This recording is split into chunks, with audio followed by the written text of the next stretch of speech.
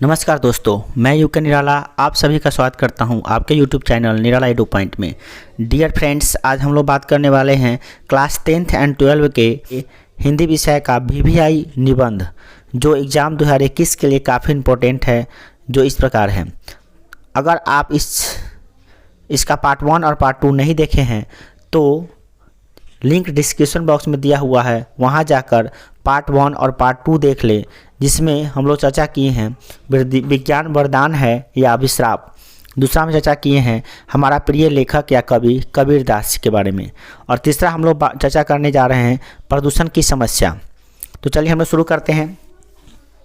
पहले हम लोग भूमिका लिखेंगे। भूमिका: प्रदूषण वर्तमान समय की एक भयानक समस्या है जिसे पूरा विश्व परेशान है।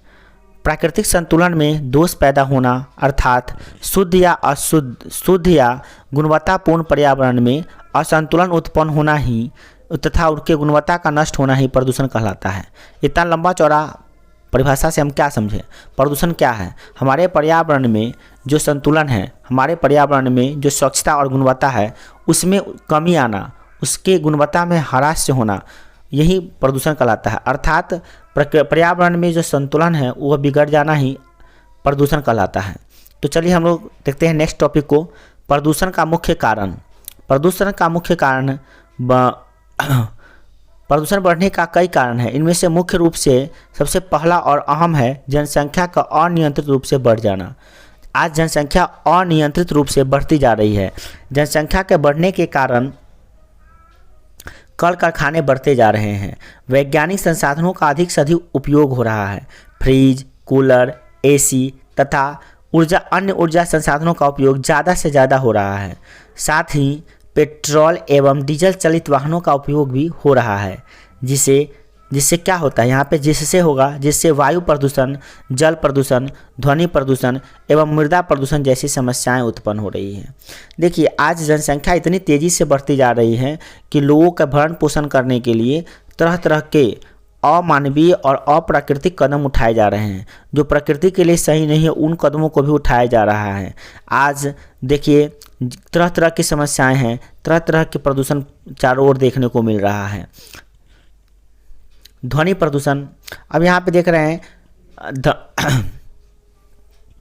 धंधाधुन हरे वृक्षों की कटाई। ये अंधाधुन हरे वृक्षों की कटाई होने से मौसम का चक्र बिगड़ गया है और जिससे असमय वर्षा एवं अनियंत्रित वर्षा होती है, जो बाढ़ और सुखाड़ जैसी समस्याओं को उत्पन्न करती हैं।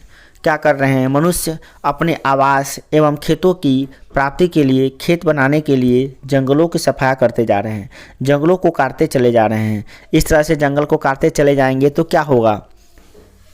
बस बेमौसम बरसात होगा। और क्या होगा? सभी मौसम एक दूसरे में मिक्स हो जाएंगे, फसल चक्र बिगड़ जाएंगे, मौसम चक्र बिगड़ जाएगा, जिससे फसल चक्र बिगड़ जाएंगे। इस प्रकार से हम देख रहे हैं कि अनियंत्रित वर्षा और ज़्यादा और कम वर्षा, ये क्या होती है? बाढ़ और सुखाड़ जैसी समस्याओं को जन्म देती है, जो एक भयंकर प्राकृतिक आपदा होती है, समस्याओं को उत्पन्न कर रही है। अब देखिए, प्रदूषण कई प्रकार से होते हैं, जैसे जल प्रदूषण, वायु प्रदूषण, ध्वनि प्रदूषण, मृदा प्रदूषण इत्यादि। प्रदूषण के कुप्रभाव। प्रदूषण के क्या प्रभाव पड़ रहे हैं? तो हमारे जीवन में बढ़ता हुआ जो प्रदूषण है, मानव जाति को निगलने के लिए तैयार है। एक दानव की भांति मुंह फाड़े खड़ा हुआ है हमारे सामने। प्रदूषण कब निगल जाएगा किसको, कि कोई ठीक नहीं है। आज कोरोना क्या है? प्रदूषण का और एक वैज्ञानिक आविष्कार का ही परिणाम है। प्रदूषण का स्तर बढ़ने से मानव जीवन को खतरा पैदा हो रहा है। हवा जहरीली हो गई है, जल गंदे हो चुके हैं, मृदा अशुद्ध हो चुकी है तथा चारों ओर शोरगुल का वातावरण है, जिससे कई तरह के शारीरिक एवं मानसिक बीमारियां पैदा हो रही हैं। कहीं भी शांति देखने को नहीं मिलता है, चारों ओर कोलाहल, ध्वनि प्रदूषण देखने को मिलता है।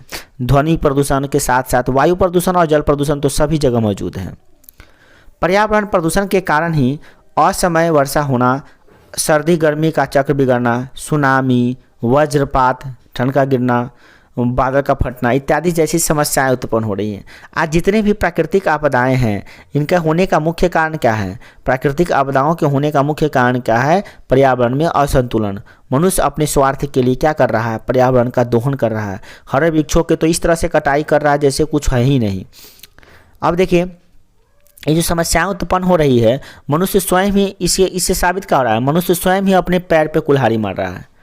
ये कालिदास वाला हाल हो गया है, जो अपने पैर पर ही कुल्हाड़ी मार, जिस डाल पे बैठा उसी डाली को काट रहा है ना। पर्यावरण में संतुलन बिगाड़ कर हम खुद मौत को बुलावा दे रहे हैं। मनुष्य कह रहा है कि आ बैल मुझे मार, मतलब कि पर्यावरण को खुद से ये खत्म कर रहा है। पर्यावरण में असंतुलन उत्पन्न करके क्या करेगा, पूरा मनुष्य जाति ही संकट में पड़ गया है। आज देखिए मनुष्य सोच रहा है कि हम जीत गए, हम सिकंदर हो चुके, सिकंदर नहीं हो चुके हैं, हार गए हैं, हार गया मनुष्य। आज लाचार हो चुका है प्रकृति के आगे, घुटने टेकने पड़ेंगे मनुष्य को। देखिए मनुष्य कितना विकास कर ले, मगर प्रकृति के नियमों का विरुद्ध चलना कहीं भी मानव जाति के लिए ठीक नहीं रहेगा। अतः प्रदूषण के बचाव के लिए मनुष्य को सोचना चाहिए। बचाव के उपाय, अब चलिए देखिए प्रदूषण हो गया है तो उसके बचाव कैसे हो सकते हैं।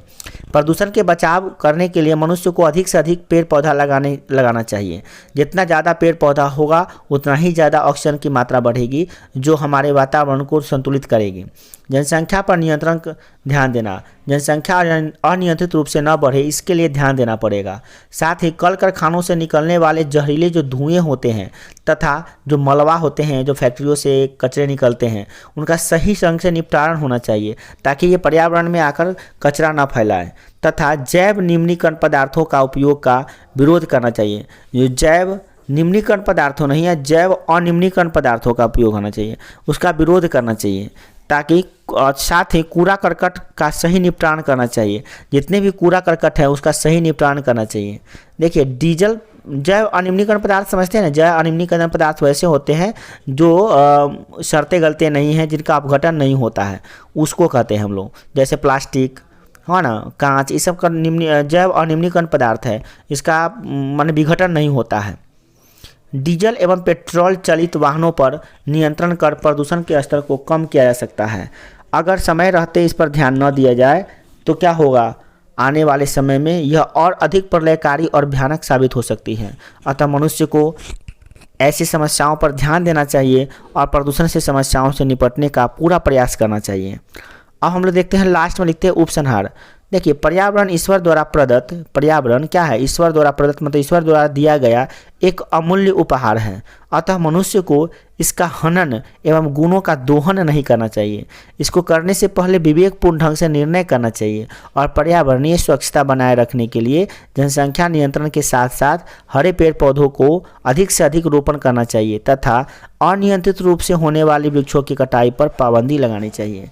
देखिए एक तो पहले आप पेड़ लगाइए, जितना ज़्यादा से ज़्यादा पेड़ लगेगा उतनी ही ज़्यादा प्रदूषण कम होगा। और दूसरी नंबर बात कि जनसंख्या पर नियंत्रण करना पड़ेगा। जनसंख्या पर नियंत्रित नहीं हुआ, जिस तरह से जनसंख्या बढ़ रहा है, आज विश्व का दूसरा सबसे बड़ा देश बन चुका है जनसंख्या के दृष्टिकोण से, आने वाले समय में ये चीन को भी मात दे देगा जो पहले स्थान पर है। तो इस तरह से अगर जनसंख्या बढ़ती रहेगी तो क्या होगा, हम आने वाले समय में और प्रदूषण की मात्रा बढ़ती जाएगी, इतनी बढ़ जाएगी कि लोग को सांस लेना मुश्किल हो जाएगा।